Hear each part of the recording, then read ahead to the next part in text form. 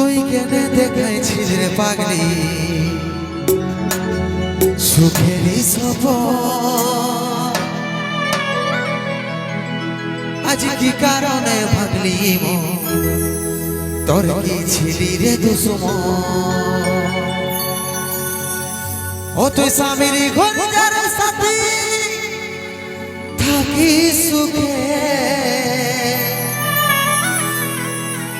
বারে বারে মনে পড়ে তোর শাসন তোর দুনিয়ায় আসবো না আর যারে সাথী খুঁজলে হু পাবি নে মনে পড়বে কি যখন